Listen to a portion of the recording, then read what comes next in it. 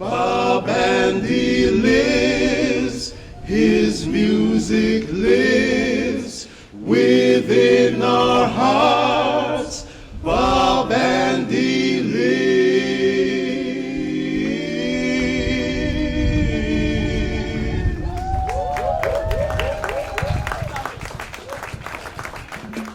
During the last year of Keith's earthly life, he expressed to me many times that he was prepared, eager, and ready to fly away home. Since his earthly departure on March 27th, I often feel his presence, especially in this space. He has family members abroad who we wish could be here, and I imagine they are with us now in thought, prayer, and meditation. The birds and the butterflies out there, even the lignum-biting butterflies, remind me of him and his desire to fly to the next dimension. I can hear his voice right now saying, "Wow, all of this for me," in his very humble and gracious way. Bob was an inspiration, a humanitarian, a wise man, a conscious brethren, and spiritual guru. Keith, the man, was concerned about this world within which we exist and the beauty and the ugliness of its reality. Bob the artist expressed most eloquently and poetically both the pleasures and tribulations of this place we also inhabit. In his and our lifetime, mental and physical slavery in a New World context was addressed by Bob when he sang, "Just take these chains away and set me free. Remove me out of bondage and we will agree. Too long I've been a slave, I don't want to be no more." And at this point he invokes death as he declares, "I'd rather dig my grave than be locked behind these doors." Like Bob, we too should consider our time in this space as a continuing journey. It should be a journey to elevate us into the realm of the ancestors. Shamari wanted to be here, but for COVID, he's unable. Shamari concludes, "May we all continue to climb, to sing and to dance to the melodies and lyrics that my father has left with us." We come together in the full knowledge that Jamaica has lost a legendary musical giant. Bob, reggae ambassador and cultural icon, throughout his life brought fame to himself and to Jamaica as a prolific songwriter and vocalist, writing for himself and others. In fact, I call Bob Andy a poet. His talent was exceptional. He would move from being a writer to a music producer, to a record label owner, to a movie star in Children of Babylon. And he was a superstar performer. I met Bob in 1968. Right. Yeah. That time I was about 16 years old. And our parent provided us with a little room so we could do our music. I had a little disco. It was popular at the time. Bob used to show me all of the little techniques of singing, because then we weren't playing instruments. We were just learning to sing. Mama taught us some things, taught us harmonies, but Bob showed us how what the business required of us. And in the process of time, he became a family member. Our mother is one of his favorite persons, and he has become one of our favorite persons. We give thanks to Bob for all that he did for us, all that he showed us, all the guidance he gave us. Bob Andy lives, his music lives within our hearts. Bob Andy lives. There's a song that Bob Andy did that I think is the most profound song that Bob Andy did. We had intention to record it over, but that was never to be. So I will quote the words here from this song. It's called Feeling Soul. Feel the soul inside of you. You've got to feel it. If you are to feel it, you've got to be clean. You've got to make it straight. You can't be lean. To share the joys togetherness can bring. To the true soul, you just have to cling. Then you will feel it. You'll feel the soul inside of you. You've got to feel it. Feel it deep down inside of you. Give thanks. And if I said I really knew you well, what would your answer be if you were here today? Well, knowing you, you'll probably laugh and say that we were worlds apart if you were here today. But as for me, I still remember how it was before, and I'm holding back the tears no more. I love you.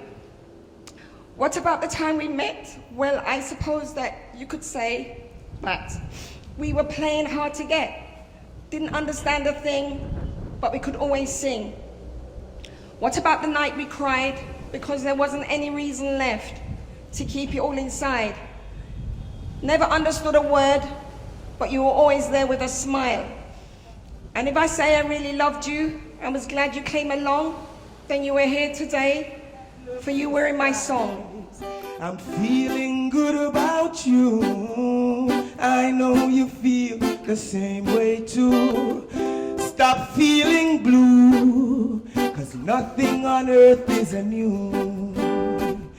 Some things in life we'll never understand. One thing I'm sure of, you are, and I am man. Levels, check these levels. Check these level vibes, darling. Levels, levels. Love it can't describe, darling. Levels, levels. Check these level vibes, darling. Level. Give thanks, Babandi, for everything. Live forever. Come on, sir. On behalf of my generation, we want to thank Babandi for his contribution.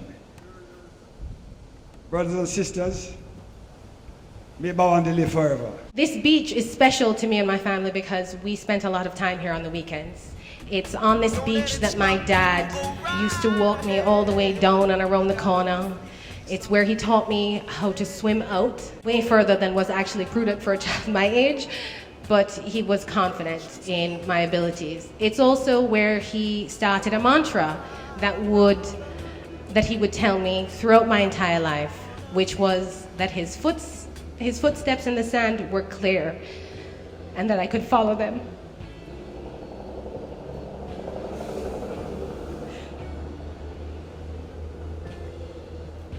I don't know why he said it.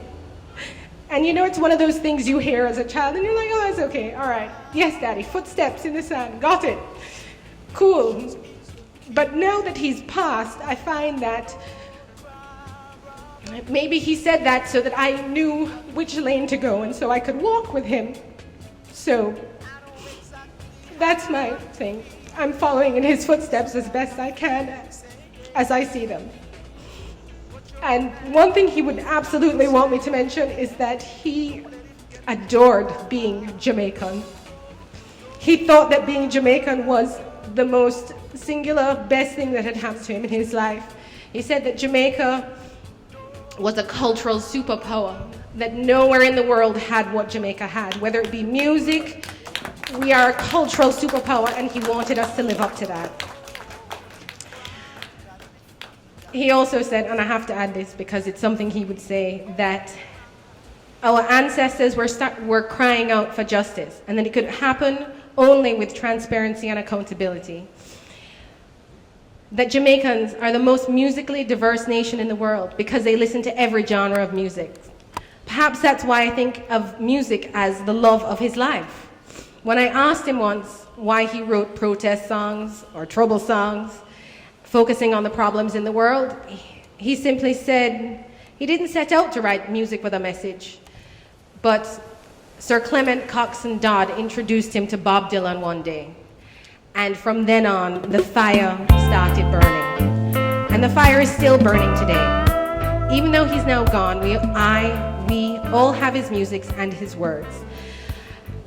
He's now going to be one of those ancestors that he was always talking about that's crying out for justice. He asked that poetry be read today, and also, and as if he had guided me himself towards this, here is some poetry I found about him. Eternal, homage to Bob Andy by Natty Mark Samuels. Stepping out of the tent, staring into the Somerset sky, so many stars, innumerable, countless. I get to thinking of one of them. The amount of times his iridescence has given me pleasure. Innumerable, countless. How many times in moments of self-affirmation have I listened to my time? Innumerable, countless. How many times, saddened by the world, have I heard fire burning? Innumerable, countless. How many times, yearning to revisit Africa, have I played I've Got to Go Back Home? Innumerable, countless. How many times have I paid verbal tribute to the one called Bob Andy? Innumerable, countless. Whether it's when I've seen him live at the O2 Academy or at Hootenanny, or video clips on the screen, words come to me. If elegance could speak, I know she would talk of Bob Andy. Her twin sister called Class would speak of him too. Dignity also, if she could, would sing a ballad in his name. And I know that if able to chant, wisdom would eulogize his light, undiminished by the onslaught of age.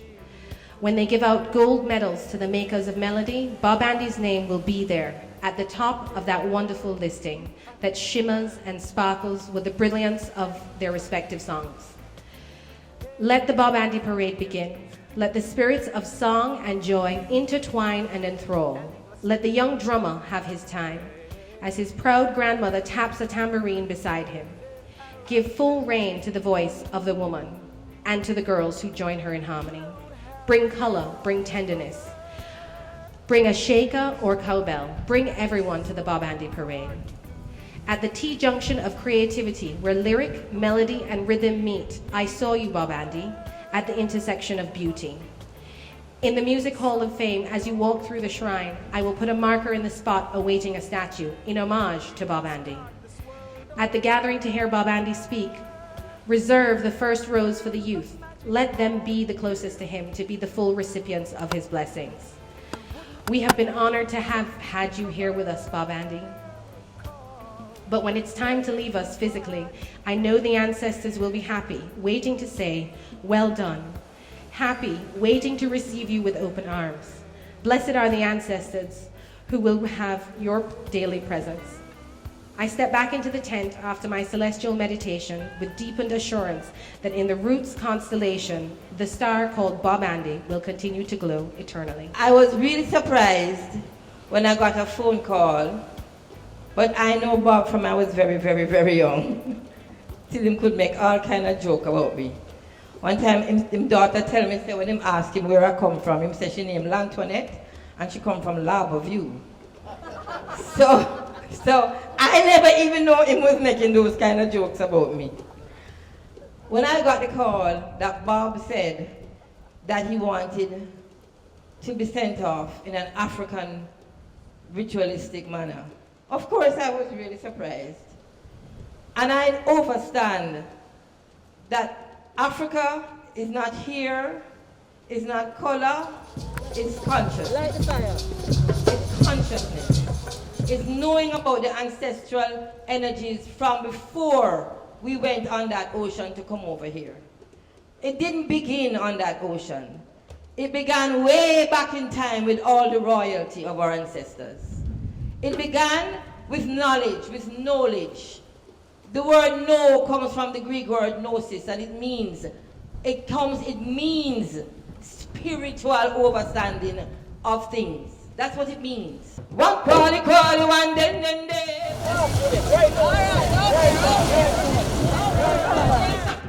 Kusumbela mpele, bambele.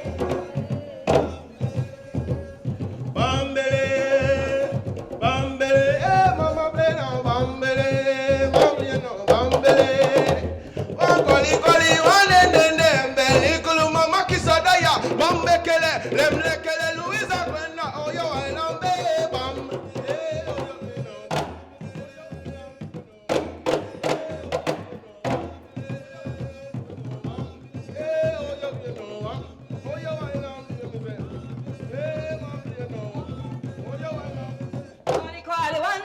Bende, Beli Kulun, Mama Kisadea, Bam Lekele, Len Lekele, Louisa Gwenda, Kusumbelan Bambele, Bambele, Bambele, Umpilance, Bambele, Kusumbelan Bambele, Bambele, Ashe.